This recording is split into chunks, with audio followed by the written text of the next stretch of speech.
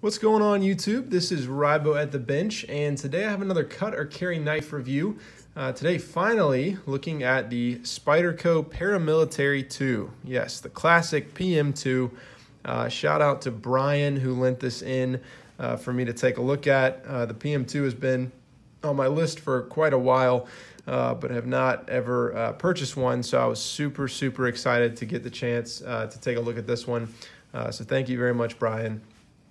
A little caveat, so this is a little bit different from my typical cut or carry reviews in that this is not my knife. And so the final kind of decision and takeaway is not going to be cut or carry because if I decide to carry this knife, Brian's probably not going to be super happy with me. So this will be more of a, this knife has been on my wish list after seeing it, carrying it for a little while. Am I going to cut or carry it from that list? Do I still want to purchase this knife? So there we go. All right, baseline measurements. So this is a bigger knife, fairly heavy. So let's see, we have 3.7 ounces, which is actually not too bad considering how large this knife is. So 3.7, and we have a sharpened blade length of right over 3 inches. We have a closed in the pocket length of 4.8 inches, and thickness on this guy is going to be right under ½ inch, which is good.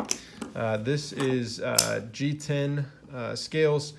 One of the things that makes reviewing this a little bit difficult is just that, the PM2s have just an endless number of different sprint runs, steals, special editions, etc. But this is, I believe, a sprint run or a limited edition something.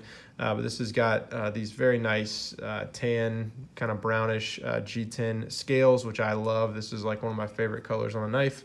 And then it has, this one has CPM S35VN, which is a very nice steel, Golden, Colorado, USA Earth. But this has the full liners, not quite full, I guess, but kind of skeletonized in there, but pretty substantial, especially for someone like myself who is used to a lightweight Spyderco. So size comparisons, it's a very large knife. When I pulled this out of the box, even after having seen many PM2s, on the internet, on videos, etc., I was still surprised with how large this knife is. So you have the Spyderco Delica 4. So you can see, obviously a lot bigger. The Civivi Backlash, which is pretty close in size in a couple ways, but there you go. You have your steel will cut jack, just a little bit smaller, but pretty close. And then the knife that I'm most familiar with, I don't know, maybe competes with the PM2 now, is the Para 3 lightweight. And so you can see it's a decent bit larger than the lightweight. So there's your size comparisons. So you can see it is not a small knife. For the size, it's not too heavy, but it is not lightweight for sure, which is totally fine. I mean, this is definitely a bulkier knife. You do feel that. It definitely feels like a heavier duty knife in a lot of different ways. So, what do I like about this knife? To be honest, I like a lot of the same things I like in the Para 3 lightweight. And a lot of the reasons that the PM2 is such a classic knife and maybe Spyderco's most popular knife. I mean, the Delica 4 certainly is a very popular Spyderco, but the PM2 has a fan base almost unlike any other, especially when you consider all the different ones that you can collect. This is a very popular knife, and for good reason. So things that I like, compression lock, number one. Compression locks are just amazing, right? Very fidgety, very strong. You can deploy in a number of different ways very easily. Drop shut, classic kind of open, more like gentleman type carry. Just a great lock, an awesome mechanism, keeps your finger out of the way of the blade, which I really like. So compression lock is obviously awesome. G10 Scales. This is something that I really miss in Spydercos that are under $100.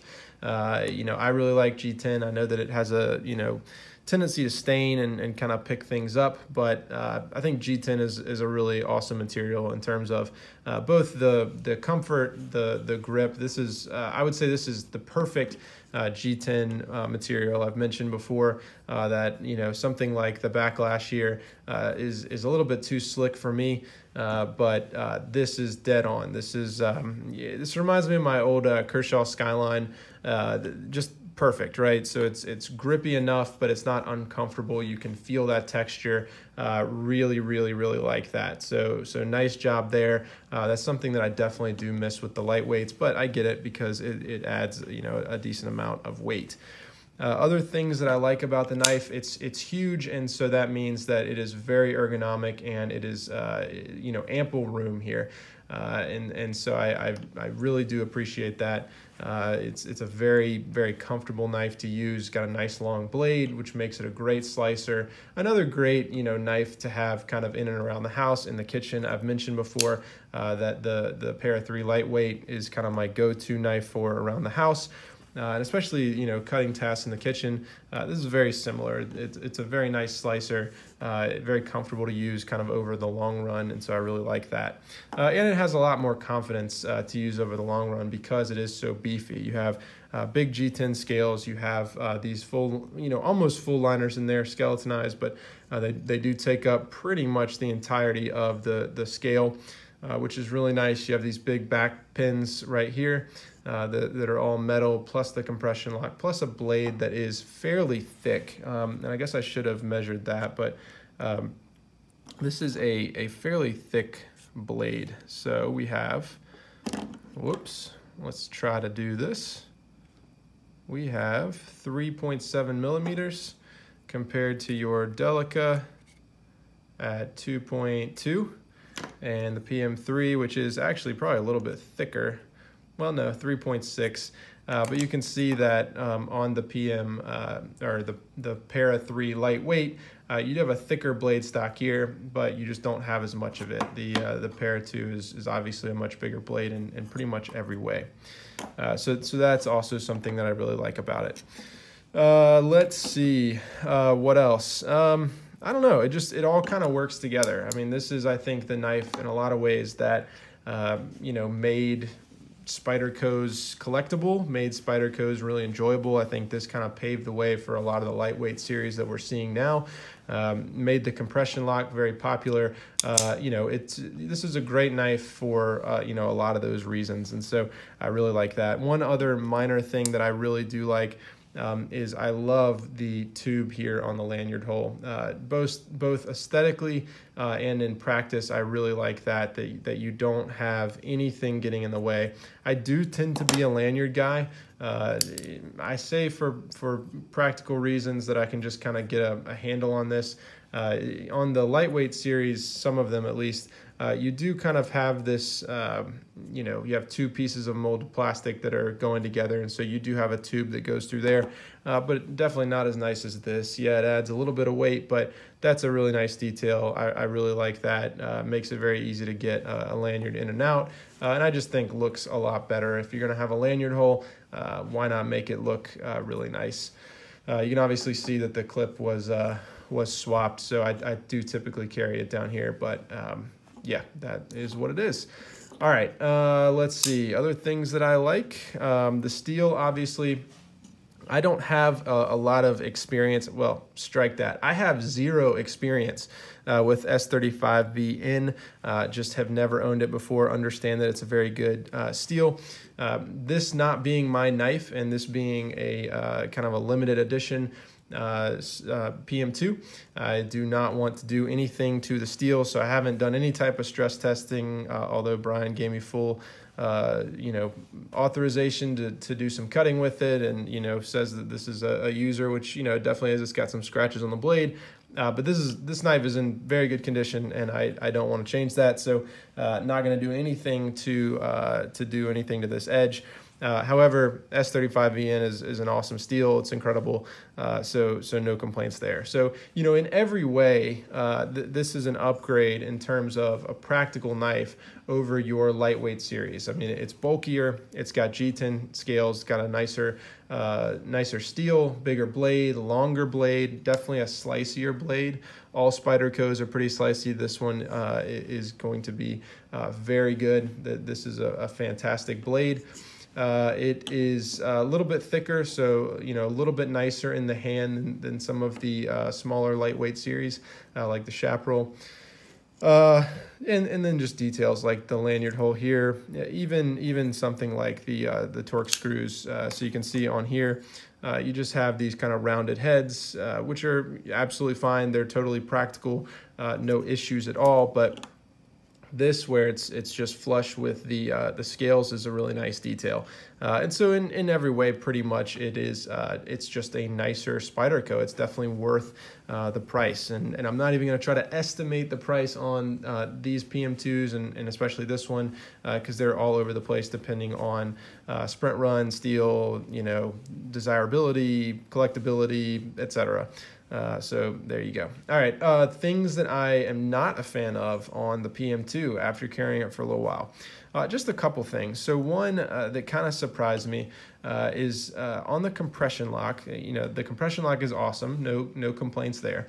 But on the compression lock, when I go to drop the knife, if I put my finger in where I typically do, which is I kind of mash in right there, and then I drop the blade. This is impossible to show on camera, but if you see where this point is right here and how far back it comes, it hits my finger every time that the blade drops. So you can see it doesn't quite come out from this little divot right here, but it is very, very, very close. And so if you mash your finger in here to release the compression lock and you go to drop this knife shut, as I typically do, it actually will bounce off of my finger often. Whereas on the lightweight, I've never had this problem. I don't know exactly what that is. I assume it's just because this is shorter. Well, yeah, duh, this is a lot shorter. So you have kind of a pokier finger choil, that's the technical term for it, that comes out here on the PM2. And just something that I kind of noticed that was kind of annoying, that comes so far out. I don't really know why you would need that. I guess it does guard your finger a little bit more, but it seems a little bit excessive to me. So that's one thing that I noticed that's kind of been annoying to me. Besides that, let's see. There was one other thing. Oh yes, my favorite thing to talk about. So like I said, in other videos, when I look at a knife, really, I look at lots of different things. I'm fairly critical, but when it comes down to it, there are two things to me that matter about a knife, and that is, does it cut well and does it carry well? Hence the cutter carry of my videos. And so when I look at this knife, I say, does it cut well? Absolutely it does. Cuts great. Does it carry well? That's a tougher question, because while this knife does carry very efficiently for the size, this is a huge knife. And if you compare it to something like just the Delica 4, you can see that while it is a huge knife, and actually let me bring in the PM3, or the lightweight 3, whatever you want to call this. You can see obviously it's a bigger knife. It's less, this is gonna go terribly, it's less humpy than some of the other Spydercos. So you have this big kind of hump for the Spidey hole, and you do have that a little bit here, but it's a little bit less pronounced. At least it feels that way in the pocket. That's one thing that I noticed. It feels a little bit more like a Delica, or like some, I can't remember if the Chaparral's like this or not. I think it is, but it is less pronounced in the pocket, and so everything is just a little bit tighter. And while it is a big knife and it is fairly thick, it's still under ½ inch in the pocket. It's very long in the pocket, but it does carry pretty efficiently. However, it does have the spoon clip. which, you know, I've mentioned in the past. It was a fine clip years ago, and obviously this knife hasn't really been updated in many years, but it's just not really my favorite clip. This one serves just fine. It kind of comes in here on the G10, which makes it a little bit tougher to get in and out of the pocket, which I'm not a huge fan of, and it carries fairly high, which on a knife this big is it's a pro and con to me. I can't really decide what I'd like. You know, I'd almost like a wire clip that carries a little bit higher than a deep carry clip, just because this is a lot of knife to get in your pocket, and I totally understand not wanting to carry it all in your pocket. But this is also a knife that I don't want kind of bouncing around outside the pocket either. So I think it carries, you know, probably at the right depth, but just the spoon clip is not my favorite. Not terrible at all, you know, it's perfectly fine, but just not my favorite. And to be fair, Brian doesn't carry it on that either. I think he has an aftermarket clip, but for the purpose of the review, I just wanted to leave that on just to show kind of the stock clip that you're used to. So when you're paying, you know, prices like this, you know, wire clip or something like that would be awesome. All right, so final conclusions. Final conclusions are that, unsurprisingly, this is an awesome knife. The PM2 has, you know, got a lot of popularity for good reason. However, I do think in some ways it's an outdated knife, because when I put it up against something like the PM3 lightweight, granted, they are two different knives. Obviously, you can tell just by looking at them. I would not even do a head-to-head on these two. When you put it up against something like this, after carrying the PM3 lightweight, it is very, very hard to go to this. Now, I am not like most people in that, you know, most people get into Spydercos with the PM2, and then they go to the Para3 lightweight, or they go to the lightweight series, or you get in with like a Delica and you go to a PM2 or something. Like, this is a lot of people's grail or the staple of Spyderco. I'm a little bit different. I went through all the lightweights first, you know, kind of landed here where this is my carry. You can probably see it's got some paint or something on there. So I'm like, this knife is used. And then I got to experience the PM2. And so my experience is like, this is an awesome knife. But I don't know that it necessarily gives me anything more than this does, that I'm willing to pay the price of size in the pocket, weight in the pocket. And I probably didn't say that very eloquently, but what I'm saying is, like, yes, this gives me a bigger knife. Yes, this gives me a better slicer. Yes, this gives me a better steel and nicer handle material. However, I'm not willing to pay the price of how much it takes up in the pocket and how heavy it is when I can grab something like this. So cut or carry for me, it's going to be kind of half and half, because here's how I feel. The Para 3 before the lightweight series, I did not think was a very good looking knife, and I don't think it was very popular. But when they came out with the lightweight version, all of a sudden everything changed, and it was a fundamentally different knife. It became one of my favorite knives. I love it. I can only imagine that there's a Para 2 lightweight in the works. And when that comes out, I will own one. I can pretty much guarantee you I will own one, because I like enough things about the Para 2, the larger blade, the compression lock. You know, I'm sure that the lightweight series obviously won't have G10 scales, but I like enough about this knife to want something that's a little bit larger than the Para 3. However, I don't know that I can justify the price with the size, at least for me. I've said this in many videos, I don't tend to carry very large knives, and so I just don't tend to grab those. And so while I love this knife, and I do want a Spyderco with G10 handles, a nicer, you know, blade steel like this, I really like this knife a lot. It's probably not going to be one that's in my collection unless I come across a really great deal. Still an awesome knife. You know, absolutely can see why people collect this and why it gets so much attention, but just probably not one that's going to be in my collection. That is until they come out with a lightweight. I think a lightweight version of this knife would be killer, especially if you got a wire clip on it. You know, you had nice, you know, I guess the same scale, something like this. You could do a variety of steels, variety of colors. You'd have the compression lock, the wire clip. If you could keep it a very space-efficient knife, kind of like you have here, be less humpy than the Para 3 here, I think it would be perfect. I think the size, it would give you a larger knife, and you could pay that price in the pocket in terms of space, but not weight. I think it would be awesome. So that's kind of my final conclusion. Awesome knife, great knife. I am super thrilled to have been able to look at it. Thank you so much, Brian. I have really enjoyed carrying this guy around, and it is headed back to you very soon. So that is my video. That's my review. Hope you enjoyed it, and we'll see you next time.